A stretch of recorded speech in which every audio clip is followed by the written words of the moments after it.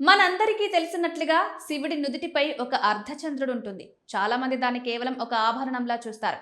కానీ దాని వెనుక ఉన్న భావం ఎంతో గొప్పది. శివుడు అంటే ఒకవైపు సంహారం, మరోవైపు సృష్టి. ఆయనలో రౌద్రత కూడా ఉంది, సౌమ్యత కూడా ఉంది.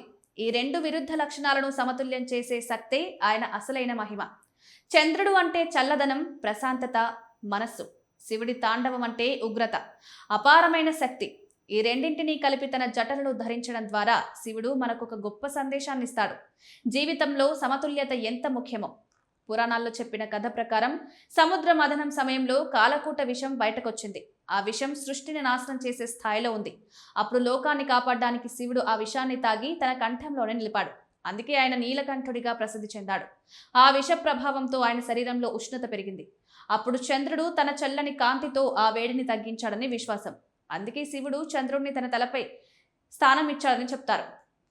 ఆధ్యాత్మికంగా చూస్తే చంద్రుడు మనస్సుకు ప్రతీక. శివుడి తలపై చంద్రుడు ఉండడం అంటే ఆయన తన మనస్సును పూర్తిగా అదుపులో ఉంచుకున్నాడని అర్థం. మరోవైపు చంద్రుడు కాలాన్ని కూడా సూచిస్తాడు. శివుడు కాలానికి అతీతుడు, జననం మరణం అన్నింటికీ మించి ఉన్న శక్తి అని ఈ అర్ధచంద్రుడు మనకు గుర్తు చేస్తుంది. అందుకే శివుడి రూపం కేవలం ఒక రూపం కాదు, అది ఒక సందేశం. మన జీవితంలో కూడా కోపం, శాంతి, శక్తి, సమతుల్యత ఇవన్నీ సమంగా ఉండాలని చెప్పే ఆధ్యాత్మిక బోధ.